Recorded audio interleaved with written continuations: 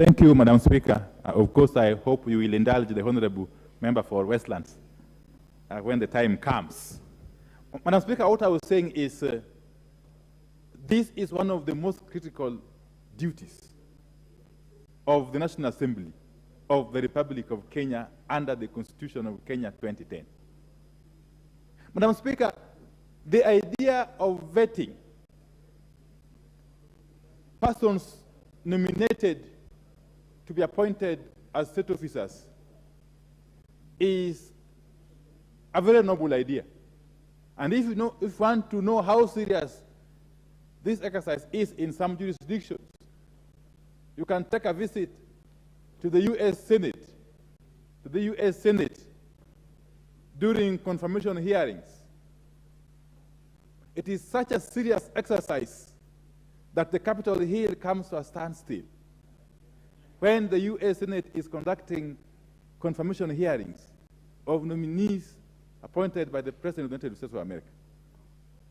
And us being a presidential system, in line with the U.S. system, we need to equally take this exercise seriously.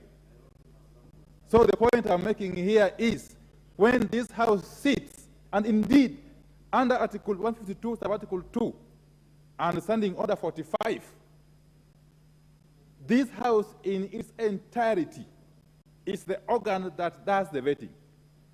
The committee, of course, will do the nitty-gritties, but this House has got the ultimate power to reject or approve every single nominee.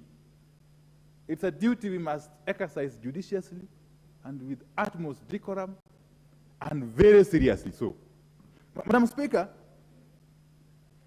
you know, we have been told that the Constitution provides frameworks for this appointment, of course, as we know. But, Madam Speaker, even as the committee sits, the Committee on Appointments, once approved today,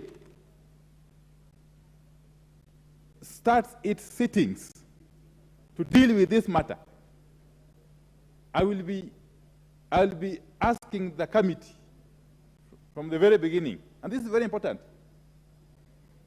that even as we look at the suitability or otherwise of individual persons who have been nominated by the President,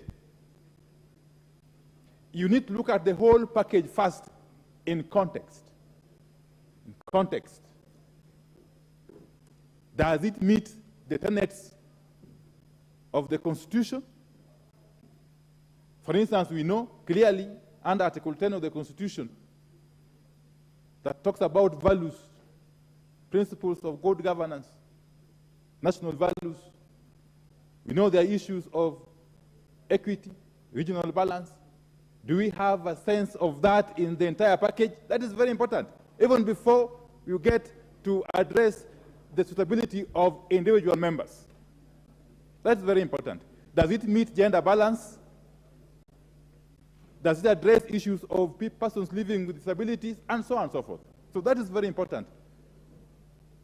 But when we finally embark on addressing the issues to deal with individual persons, we must not lose sight of the requirements of the Constitution.